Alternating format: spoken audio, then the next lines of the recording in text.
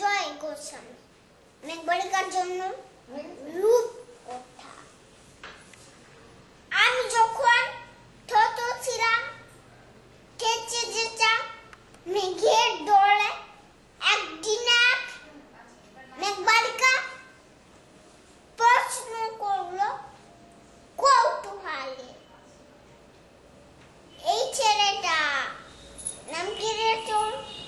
আমি বললাম কুসুমন্ত। মেঘবালিকা রেগে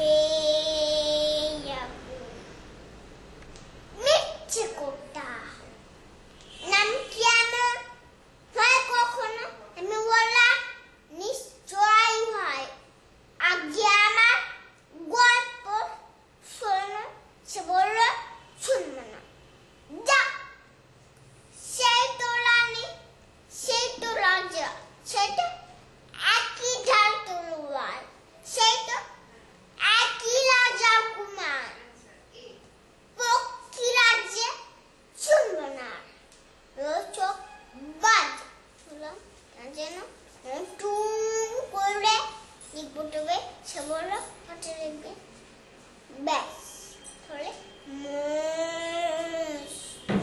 চকুলে লিখতাম, লিখেই কিন্তু আমায় দিবি।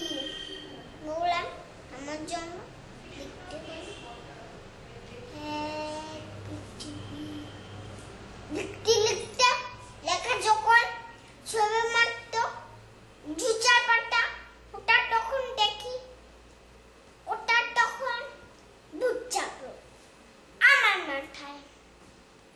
খুঁজতে খুঁজতে চল গেলাম ছোটবেলার মেঘে।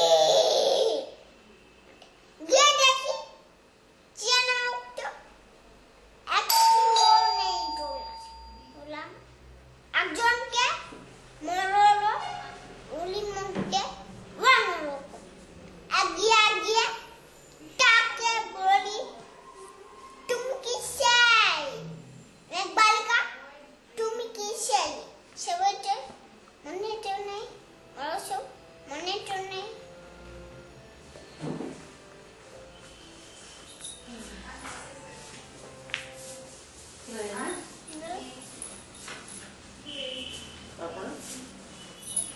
আমাকে বৃষ্টি হতে কামায় বলে এক বসলাই চুল থেকে মুখ আমাকে ভিজিয়ে দিয়ে অন্য বৃষ্টি বাদল সঙ্গে নিয়ে মিলে গেল খরচ সোজায়। মিলে গেল দূরে কোথায়, দূরে। আপন মনে বলতে বলতে ভুলে গেছি